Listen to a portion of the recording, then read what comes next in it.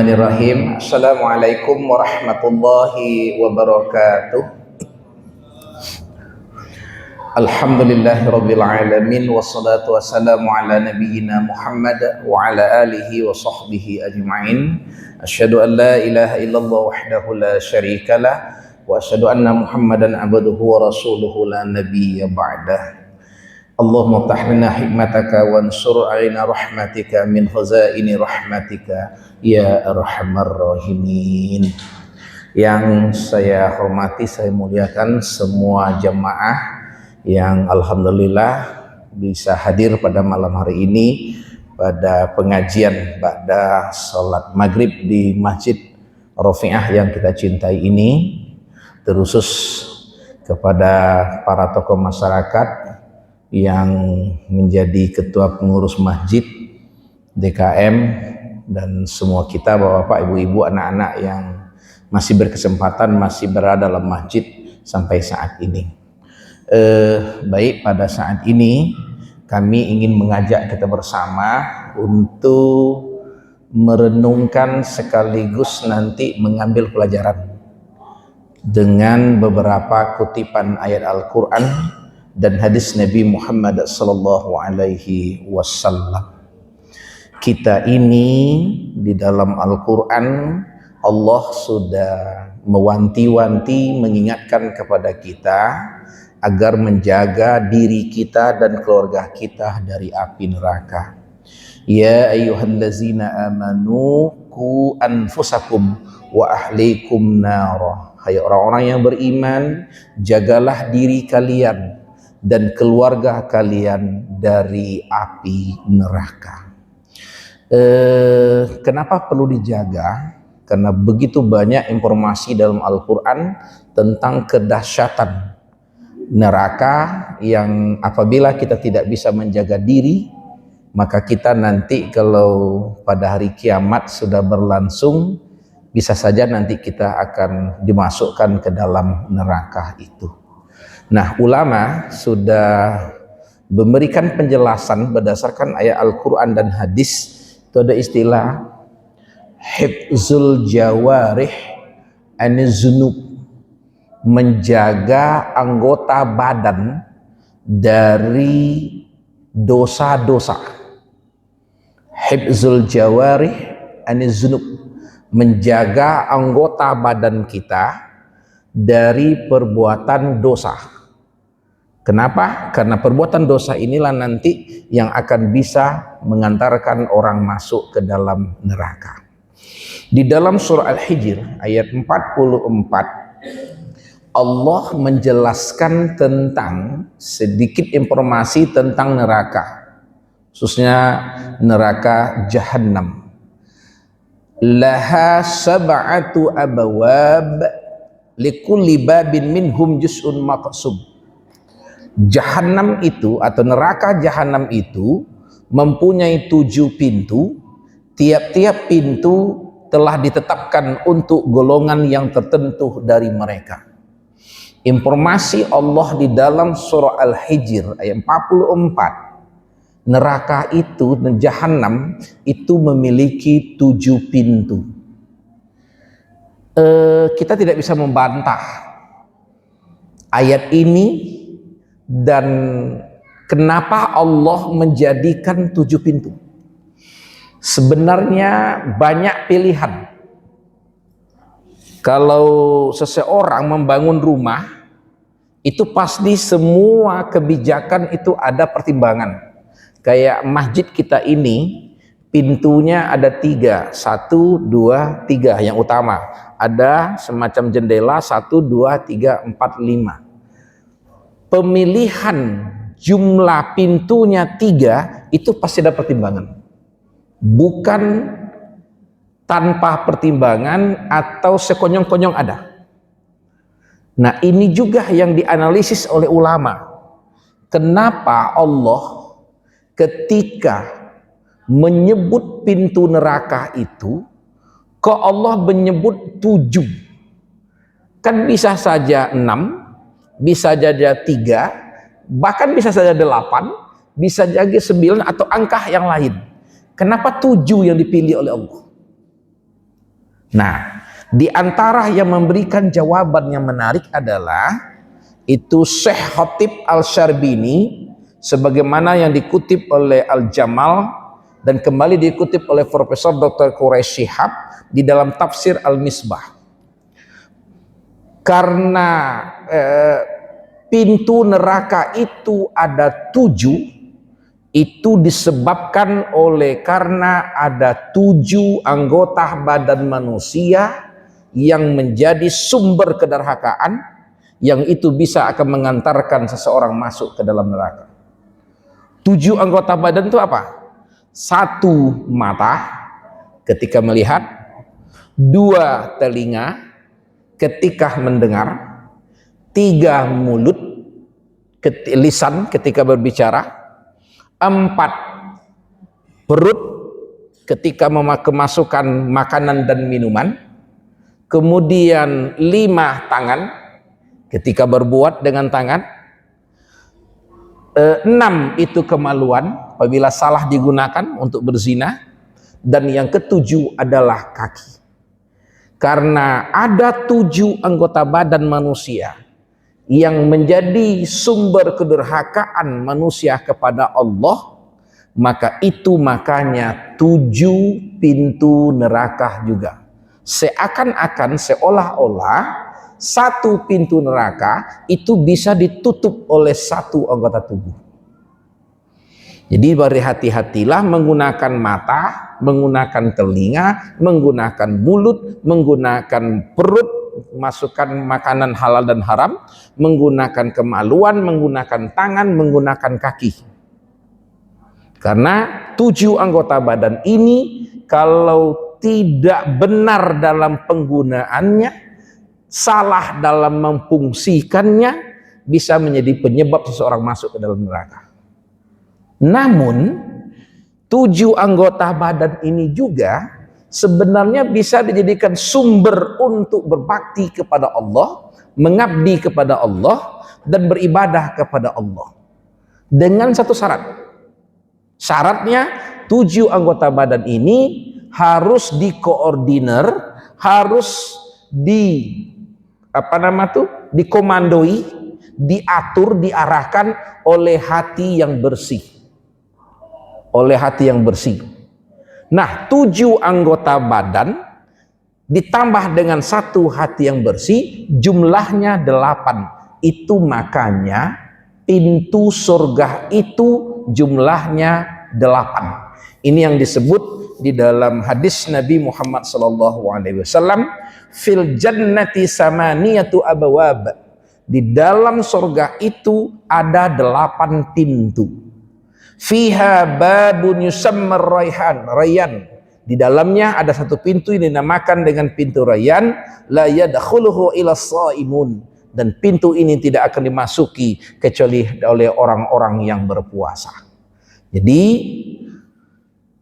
8 pintu surga karena ada 7 anggota badan ditambah dengan hati yang bersih, itu akan bisa mengantarkan orang ke dalam surga.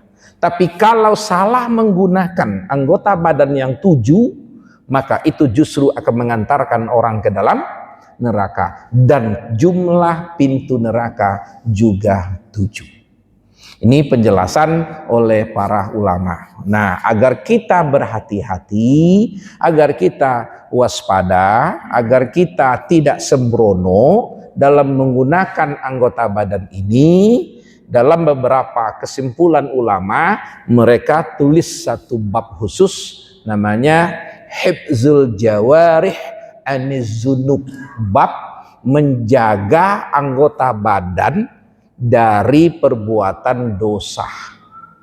Nah, intinya mata gunakanlah sesuai dengan fungsinya oleh Allah untuk melihat hal yang baik. Telinga gunakanlah untuk mendengar hal-hal yang baik. Mulut ketika berbicara gunakanlah ini untuk hal-hal untuk berbicara yang baik-baik. Perut, pastikan yang masuk ke dalam perut kita itu adalah makanan yang halal dan minuman yang halal. Tangan, gunakanlah tangan ini untuk hal-hal yang positif, yang bermanfaat, dan memberikan kebaikan untuk kita dan kepada orang banyak. Kemaluan gunakanlah sesuai dengan yang dihalalkan oleh Allah. Jaga kemaluan untuk tidak melakukan perbuatan zina. Kaki, langkahkanlah kaki ke tempat-tempat yang diridhoi oleh Allah Subhanahu wa taala. Dan nanti apabila kita lihat dalam Al-Qur'an, kita nanti akan temukan beberapa ayat yang secara khusus mengingatkan kepada kita agar kita menjaga anggota badan ini. Mari kita lihat. Yang pertama itu mata, telinga, dan hati. Yang hati yang bersih tadi. Yang tiga anggota badan ini itu biasanya diingatkan oleh Allah dalam satu rangkaian ayat. Di antaranya bisa kita lihat dalam surah Al-Isra ayat 36. Inna syam'a wal basara wal fu'ada kullu ulaika kana anhu mas'ula. Sesungguhnya pandangan matamu, sesungguhnya pendengaranmu, pandangan matamu dan hatimu, kullu ulaika, semuanya itu kana anhu mas'ula, nanti akan diminta pertanggungjawabannya. Apa yang kita lihat, apa yang kita dengar, apa yang kita bisikan di dalam hati, semua itu nanti mas'ula, akan diminta pertanggungjawabannya di hadapan Allah Subhanahu wa taala. Itu makanya kita bersyukurlah kalau seandainya kita masih bisa menggunakan, Pak. Kita diberikan mata oleh Allah, masih bisa untuk melihat. Gunakanlah untuk hal-hal yang positif, membaca Al-Quran, berjalan ke tempat-tempat yang dibenarkan, bertemu dengan orang, tersenyum, memberikan yang kabar mengembirakan. Gunakanlah untuk hal yang baik-baik, karena nanti pandangan mata itu akan diminta pertanggungjawabannya. Dan itu bukan sehari dua hari, Pak, bukan sebulan dua bulan. Mulai dari kita sudah menjadi mukallaf, ketika sudah dibebani hukum, beban hukum, kalau salah dihitung berdosa, kalau benar dihitung berpahala, sampai kita meninggal dunia. Anggaplah sekarang umur anak 13 tahun, biasanya baru sudah mukallaf kalau laki-laki. Perempuan sekitar 12 tahun. Kalau umur sudah 50 siko, nah kayak aku ini 50 siko umur sekarang ini. Nah, lalu lewat setengah abad nih, 1 tahun. Kurangi 13 tahun. 51 kurang 13 berapa? 38. Berarti 38 ini nanti apa saja yang kulihat dengan mataku ini akan diminta pertanggungjawaban di hadapan Allah.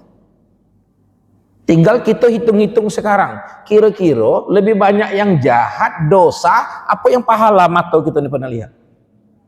Hanya kita yang tahu dan Allah yang tahu. Hebatnya yang kita lihat itu sudah dicatat oleh Allah dan itu tidak mungkin terlupakan karena sudah dicetak dalam kitab catatan amal kebaikan dan keburukan. Walaupun kita sendiri kadang-kadang lupa. Jadi selama ini mulai aku berumur 13 tahun, apa yang kulihat, siapa yang kulihat, benda apa yang kulihat, itu semuanya akan diminta pertanggungjawabannya di hadapan Allah. Begitu juga telinga. Selama 38 tahun ini telinga akan diminta pertanggungjawabannya. Apa saja yang pernah didengar, siapa yang ngomong, apa yang diucapkan, apakah saya setuju dengan yang didengar telinga, apakah didengarkan hal yang baik, nasihat, omongan guru, omongan orang tua, atau mendengarkan hal yang negatif, gosip misalnya. Itu nanti semuanya akan diminta pertanggungjawabannya di hadapan Allah. Sekali lagi, bukan sehari dua hari, tapi mulai ketika kita sudah dihitung sebagai mukallaf di hadapan Allah Subhanahu wa ta'ala. Makin lama hidup, makin lama jangka mempertanggungjawabkannya. Itu makanya kadang-kadang kata ulama itu, tidur itu lebih baik daripada terjaga. Sebab kalau seseorang tertidur, itu anggota badannya stop melakukan dosa minimal. Walaupun dia tidak melakukan kebaikan waktu tidur, tapi minimal dia tidak melakukan perbuatan dosa. Dari matanya, dari telinganya, dan dari lisannya, ucapannya yang diucapkan. Wa ma yalfizu min qaulin illa ladaihi raqibun atid. Tak satu pun kalimat kata yang terlepas dari mulut seseorang kecuali itu nanti akan diminta pertanggungjawabannya, dicatat oleh malaikat yang sangat-sangat terpercaya, itu yang kita kenal dengan istilah malaikat Raqib dan Atid. Sebenarnya itu bukan nama malaikat, itu nama sifat malaikat.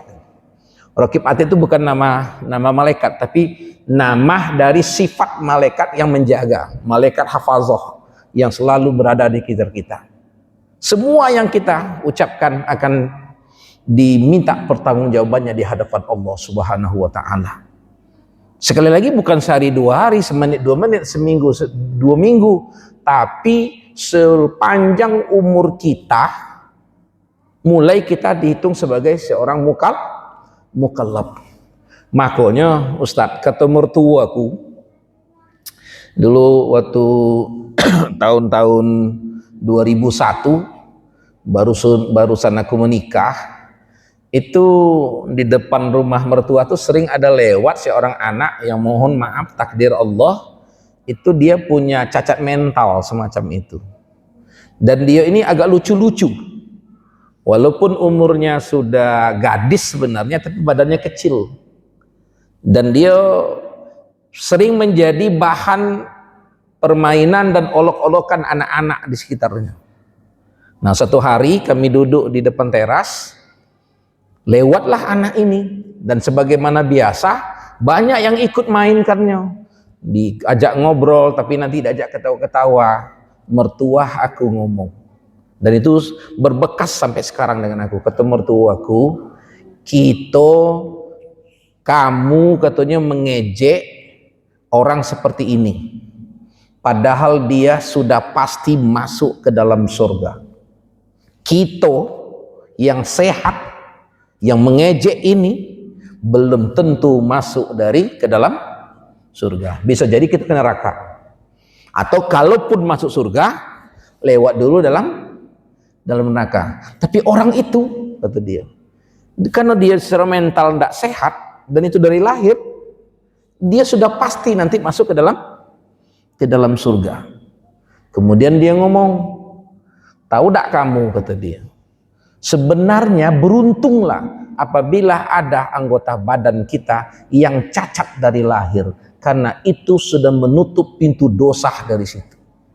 Coba kalau 7 pintu neraka itu kemudian orang yang buta itu kan tidak mungkin dihisap lagi nanti selama dia buta. Orang yang peka tidak akan dihisap lagi selama dia peka. Orang yang bisu tidak akan dihisap dia selama dia bisu. Di dunia sepertinya mereka itu agak terpinggirkan atau termarginalkan, tapi sebenarnya mereka itu adalah orang-orang calon penghuni surga yang masih berjalan di muka bumi ini. Cuman kita kadang-kadang sebagian ada yang menghinanya, ada yang menjadikan sebagai bahan olok-olokan, padahal itulah calon penghuni surga itu. Walaupun tidak ada kita yang ingin seperti itu, tetap tidak ingin. Tapi kalau dianalisis benar itu tuh.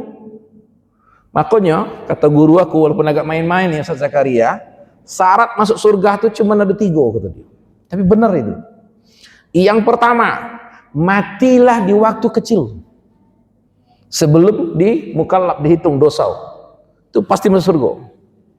Yang kedua, matilah dalam keadaan gila. Ini main-main, tapi benar ini. Dalam keadaan tidak waras. Kan orang yang tidak waras itu kan tidak dihitung, tidak dihisap apa yang dilakukannya, dan dia nanti itu akan masuk surga. Tapi ini stresnya, gilanya itu takdir Allah dari kecil, bukan yang dibuat-buat, bukan oleh gila main judi online, bukan haji gilo, bukan juga oleh gila oleh pilkada ada menang, ada masuk. Termasuk bukan oleh gila nak balik ke jando, nama ada jauh itu. Nah, Kalau kamu, kata dia, mati waktu kecil tidak mau, cak kita ini, alhamdulillah lewat. Kamu mati dalam keadaan gila, pasti kamu tidak mau. Maka satu-satunya jalan berikutnya apa? Wala tamutunna illa wa antum muslimun. Jaga keislaman kamu dan jadilah kamu orang yang bertakwa sehingga nanti kamu akan bisa masuk surga. Nah Pak, pilihan kita nomor 3 inilah sekarang. Pilihan kita yang nomor 3, dan ini berat, panjang, dan akan dihisap. Kalau yang 2 tadi itu bila dihisap, tidak akan dihisap. Makanya saya pernah baca dalam sebuah buku bagus, dulu di daerah Arab itu ada seorang bapak yang sudah berusia lanjut 60 tahun ke atas. Dia ini naik kuda, berjalan terus melewati pinggir sungai. Nah di pinggir sungai ada seorang anak kecil yang sedang mengambil wudhu. Tapi anehnya anak ini ngambil wudhu sambil menangis. Isa-isa. Merasa penasaran, kakek ini turun, berhenti, kemudian turun dan mendekati kepada anak itu. Lalu dia bertanya, "Nak, ngapu kamu nangis sambil berwudhu?" Setelah berwudu, anak itu menjawab, "Kek, aku ini sering membaca Al-Quran. Terus suatu hari aku membaca Al-Quran dan aku ketakutan, Kek. Apa yang kau baca?" Dia ngomong, "Ya ayyuhallazina amanu kunu ya ayyuhallazina amanu ku anfusikum wa ahlikum naro." Hai orang-orang yang beriman, jagalah oleh kamu dirimu dan keluargamu dari api neraka yang bahan bakarnya itu adalah batu dan manusia. Jadi aku takut, Kek. Kata kakek itu, "Ngapain kamu takut? Kamu kan masih kecil. Kalaupun kamu meninggal sekarang, kamu tidak akan masuk neraka. Kan kamu belum punya dosa." Apa kata anak kecil itu? "Siapa bilang, Kek? Kakek pernah enggak," katanya, "melihat orang bikin api unggun?" Pernah? Coba perhatikan orang bikin api unggun. Yang duluan dibakar itu dahan kayu yang besar atau rantingnya? Ya ranting. Nah begitu juga kayak dalam neraka nanti itu. Yang duluan dibakar itu bukan anak kecil cak ranting, tapi uang besar. Yang di neraka nanti yang dibakar bukan dahan uang besar, tapi yang kecil ranting cak aku ini. Kakek itu tersadarkan. Dia menangis sambil memeluk anak itu sambil berucap, "Anak kecil ini yang belum berdosa, tapi ketika ingat neraka dia meneteskan air mata. Mak mano aku," katanya, "umur lebih 60 tahun sampai sekarang belum pernah menangis gara-gara takut ke neraka." Itu sindiran dari seorang anak kecil kepada seorang kakek. Nah, kita lanjutkan. Jadi ayat ini pendengaran kita, penglihatan kita, dan hati kita itu nanti akan diminta pertanggungjawabannya di hadapan Allah Subhanahu wa Ta'ala. Lalu mulut, nah itu tadi ma yalfizu min qaulin illa ladaihi raqibun atid. Tak satu pun kalimat yang terlafaz dari mulut seseorang kecuali itu nanti akan dicatat oleh malaikat raqib dan atid. Nah, kemudian perut kita nih, perut yang kemasukan makanan dan minuman setiap hari ini. Ini yang disampaikan, diingatkan oleh Allah diantaranya dalam surah Al-Baqarah ayat 188.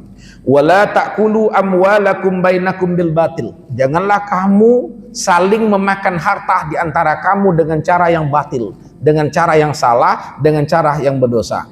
Wa tudlu biha ilal hukam. Dan apabila ada masalah kamu tentang harta, kamu bawa masalah itu kepada pengadilan, kepada hakim, litakulu fariqam min amwalin nas. Dengan niat sebenarnya kamu bukan mencari keadilan, tapi kamu sebenarnya ingin makan harta orang itu.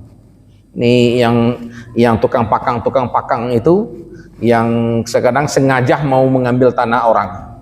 Contohnya itu bil ismi wa antum ta'lamun. dan kamu mengambil harta orang itu dengan cara berdosa, sementara kamu tahu bahwa itu adalah perbuatan dosa darimu.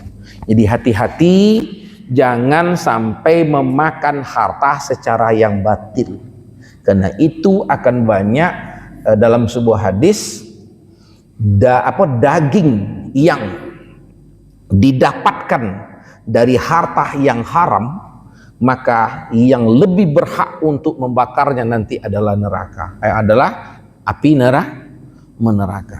Itu bahaya nih.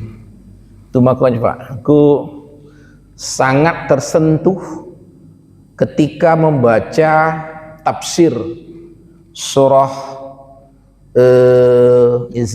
Al-Takasur ayat 8, summa latus'alunna yawma izin anin na'im. Itu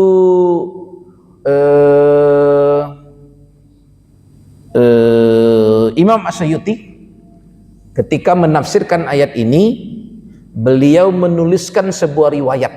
Ini riwayat terjadi zaman Rasul. Suatu hari Nabi keluar dari rumah, pergi ke Masjid Nabawi, padahal panas terik, sekitar jam 2 siang. Sampai di dalam masjid, Rasulullah agak terkaget. Dia sudah bertemu dengan Umar. Salah. Suatu hari Umar bin Khattab keluar dari rumahnya karena kepanasan dan kelaparan, dia ke masjid. Di masjid dia bertemu dengan Abu Bakar As-Siddiq.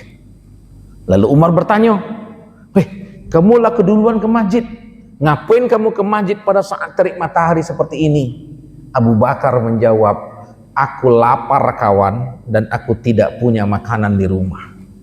Dapat jawaban itu, Umar kemudian juga berkata, demi Allah, aku juga lapar, dan aku juga tidak punya makanan di rumah. Tak lama kemudian, datang Rasulullah. Dan kemudian, Nabi bertanya, ngapain kamu sudah ada di masjid pada waktu seperti ini, terik matahari seperti ini? Mereka menjawab, kami lapar ya Rasul, dan kami tidak punya makanan di rumah. Lalu Nabi kemudian berkata, demi zat yang membangkitkan aku dengan hak, aku juga lapar dan aku tidak punya makanan di rumah. Rupanya ketiga ini sama-sama lapar, sama-sama tidak punya makanan, tapi hebatnya sama-sama ke masjid. Lalu kemudian tak lama Nabi mengajak mereka untuk pergi ke rumah salah seorang sahabat namanya Abu Ayyub Al-Ansari. Ini orang asli Madinah, dan ketika mereka sampai, mereka disambut oleh istri Abu Ayyub. Abu Ayyubnya belum ada di rumah rupanya. Lalu mereka menunggu, sesaat kemudian Abu Ayyub datang, dan dia terkejut sekaligus bahagia dapat tamu istimewa, Rasulullah bersama 2 orang sahabatnya. Lebih bahagia lagi, dia tahu Nabi datang dalam keadaan lapar, berarti dia nak makan. Cepat-cepat dia memanjat pohon kurma, diambilnya 2 tandan yang sudah matang termasuk yang masih mentah, dan dia hidangkan di hadapan Nabi. Kata Nabi, kenapa yang mentah juga kau ambil? Apa jawaban dia? Aku ingin ya Rasul, kurmahku yang sudah matang dan kurmah yang masih mentah itu masuk ke dalam mulutmu yang mulia itu. Ketika Rasul bersama Abu Bakar dan Umar memakan, lalu Abu Ayyub pergi ke belakang rumahnya, dia potong kambing, dia suruh istrinya masak gulai, dan setelah masak dia hidangkan di hadapan Rasulullah dengan beberapa potong roti. Dan kemudian Rasul bersama Abu Bakar, Umar, dan Abu Ayyub sendiri makan.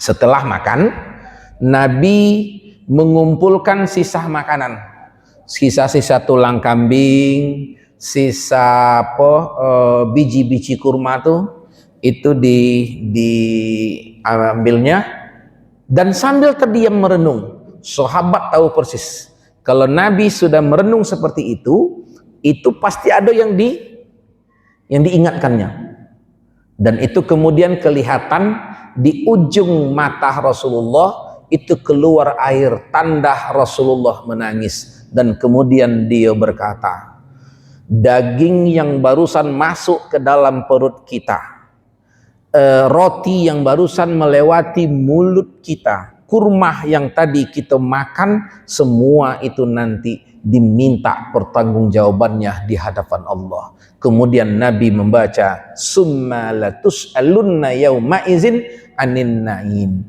dan kemudian pada hari itu semua kamu akan ditanya oleh Allah tentang nikmat-nikmat yang kamu peroleh di muka bumi. Pak, aku demi Allah lama tersentuh termenung oleh membaca tafsir ini.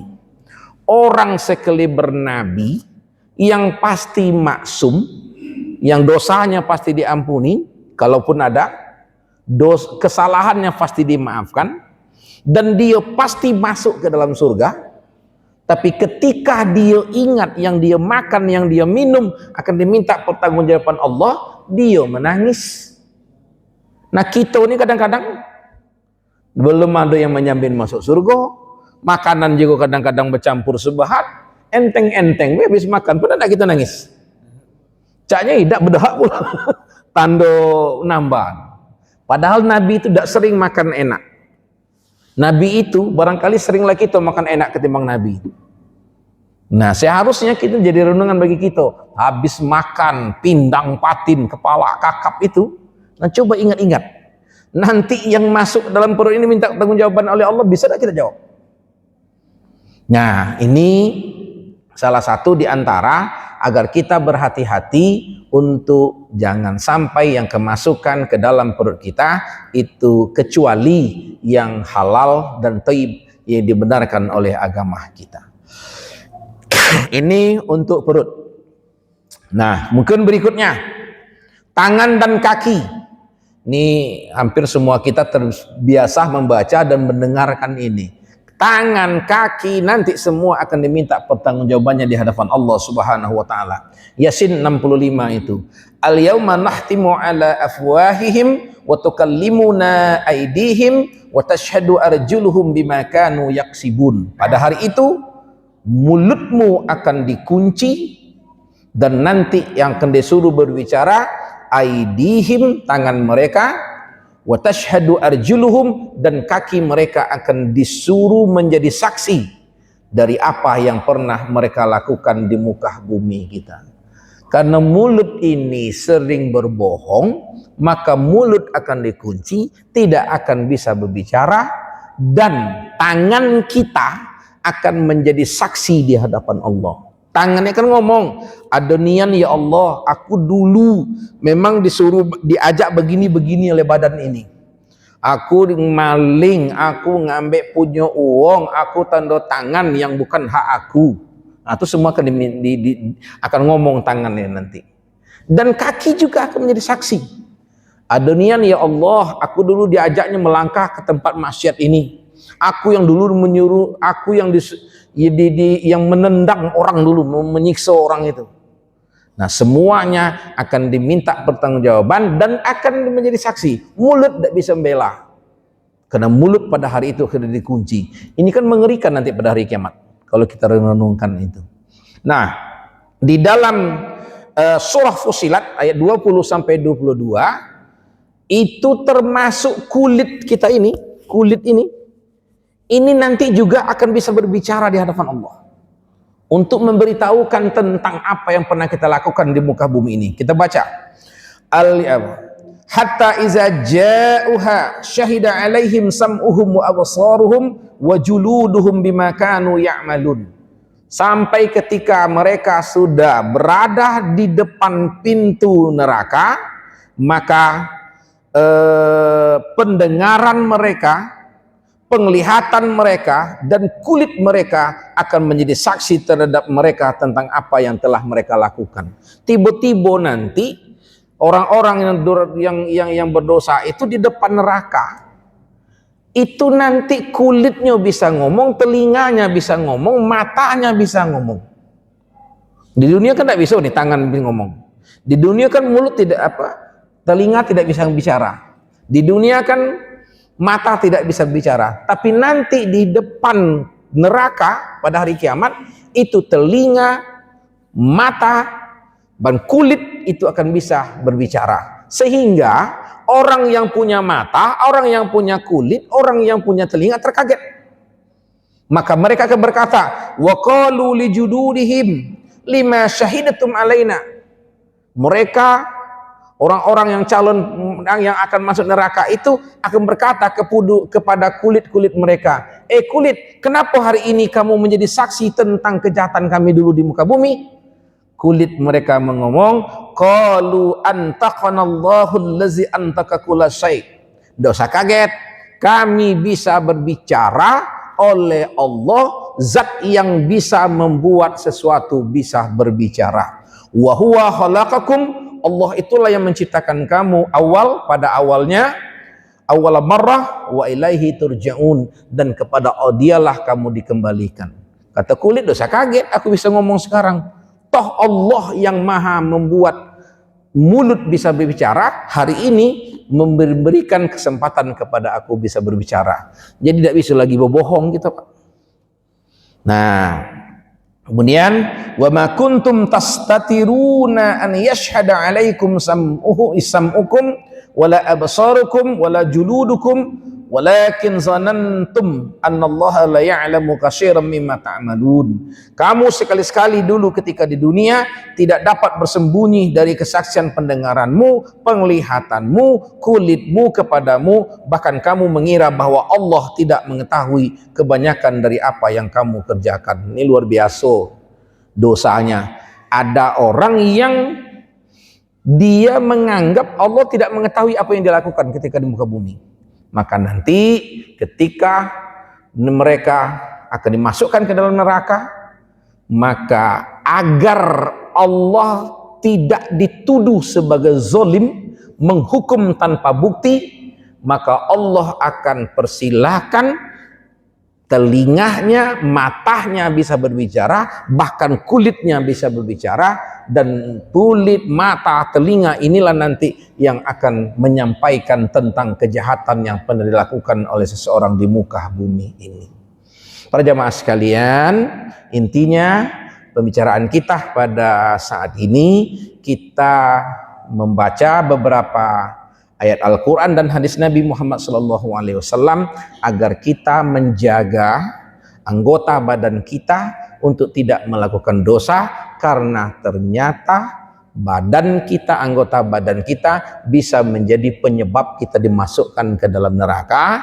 Sebagaimana dalam surah Al-Hijr ayat 44, neraka itu punya 7 pintu dan ada kemungkinan kita yang berdosa juga dari 7 anggota badan: mulut, telinga, mata, kemudian perut, tangan, kemaluan, dan kaki kita.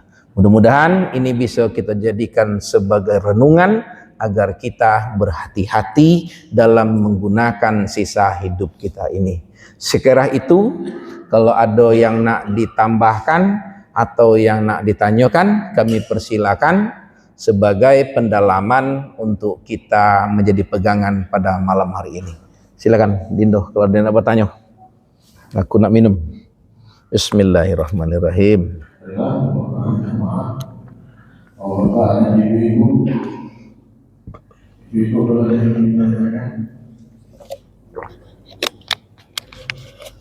Janganlah paham kalau. Ya. Berkaitan masalah tidur. Ini saya bilang pada saat tidur kita akan tertutup dosa-dosa kita pada saat tidur. Nah, kebanyakan kebiasaan ini memang dalam hal jahat. Contoh ini kejadian di daerah kita masih ada. Biasanya misalkan ada mobil. Mana Pak? Otogel, ya. Dia menemukan sesuatu dari Mimpi. Nah, apakah pada saat dia sedang tidur itu berniat, kalau dia mengalami mimpi itu dia bisa tahu, apakah pada saat tidur itu berdosa beda? Iya. Pada saat tidur kita akan Tidak baik Rasul. Sebenarnya punya tidak aman yang memang merupakan sunnah ini. Cuma dari pertanyaan ini, tidur itu apa yang Rasul bilang? Iya. Jadi kan tidur itu dia bisa tahu kali ini. Ini fenomena yang menarik ini nih. Masih ada togel ya? Rasanya togelnya digantikan dengan judi online sekarang. Tapi berapa? Ya, yang berdosa bukan tidurnya, tapi niat sebelum tidur itu berdosa. Tidur tidak berdosa, tetap alami. Tetap dia alami, tapi niat sebelum tidur itu yang harus dia pertanggungjawabkan nanti di hadapan Allah. Kan inna sam'a wal basara wal fuadah. Nah, fuadah itu niat dia tadi itu. Nah, mungkin dia berniat, ya Allah sengaja aku tidur agar aku diberikan hidayah melalui mimpi. Itu kan tidak bagus itu tuh. Tidak benar itu niat seperti itu tuh. Dapat hidayah melalui mimpi. No, kira-kira nomor apa yang keluar nanti? Nah, itu kan tidak benar yang seperti itu tuh. Jadi bukan tidurnya yang bermasalah, tapi niat dia untuk memperlakukan, menggunakan tidur itu sebagai wasilah untuk kemaksiatan. Jadi itu yang salah. Tetap media salah, tapi tidurnya itu tidak salah. Yang salah itu niatnya. Niatnya itu harus dibenari itu. Nah, tapi ya ini luar biasa sebenarnya kalau masih ada zaman sekarang ini. Seperti itu, berniat tidur untuk dapat mimpi yang akan nomor ya nanti. Oke, tuh saya kira. Masih ada lagi? Ya.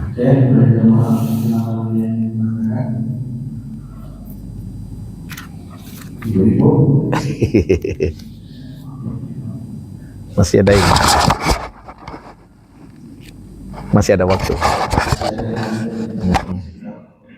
Iya. Sini, 4 menit lagi dah. Oke, tutup.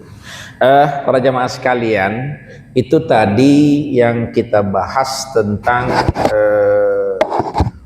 tuntunan Allah agar kita mempergunakan anggota badan kita itu secara baik. Nah, permasalahannya terkadang kebanyakan dari kita yang sudah melewati usia tertentu, yang sudah 40 tahun, 30 tahun, 60 tahun. Nah, mungkin, sangat mungkin, bahkan pasti, kalau aku termasuk yang pasti, pernah mempergunakan mata, telinga, hati, kaki, tangan dengan sesuatu yang tidak dibenarkan oleh Allah. Maka sekaranglah waktunya kita diberikan kesempatan untuk taubat, memperbaiki diri. Man taba wa amila shalihah, barang siapa yang taubat dan melakukan amal soleh, maka Allah akan mengganti keburukannya itu dengan hasanah atau kebaikannya itu. Kata Allah, sebagaimana dalam pertemuan yang lalu ketika kita membahas tentang mujahirin, jangan menceritakan tentang keburukan masa lalu kita kepada orang lain. Nah, kita cukup mengakui dan taubat kepada Allah Subhanahu wa ta'ala. Salah satu renungan sederhana itu, kenapa di usia kita sekarang kita masih hidup sementara kawan kita yang seusia dengan kita sudah ada yang meninggal. Itu salah satu di antara jawabannya adalah Allah masih memberikan kita kesempatan untuk memperbaiki diri. Teman aku SD, MTS, bahkan di pesantren beberapa sudah dia meninggal. Nah, kita jadikan renungan, kok kita alhamdulillah masih hidup. Salah satu kebaikan Allah di situ, Allah masih memberikan kepada kita kesempatan untuk taubat dan atas semua kesalahan kita. Ittaqillaha haitsuma kunta wa bi'isayyatil hasanati tamhuha. Bertakwalah kamu kepada Allah dimanapun kamu berada, dan ikuti perbuatan salahmu di masa lalu dengan perbuatan baikmu sekarang. Niscaya perbuatan baikmu sekarang akan bisa menghapus dosa-dosa kesalahanmu pada masa yang lalu. Nah, katanya bersyukur Bapak-bapak, ya alhamdulillah dengan sisa umur seperti ini masih tergerak untuk ke masjid, itu menunjukkan Allah memberikan hidayah. Karena untuk duduk masjid selama ini tidak mudah nih Pak. Ini kata mahfuzat itu, innal mu'minina fil masjid, sesungguhnya orang-orang yang beriman di dalam masjid, kasamai fil ma', seperti ikan di dalam air. Ikan dalam air kan tenang, tentram, tidak loncat-loncat dia nak keluar.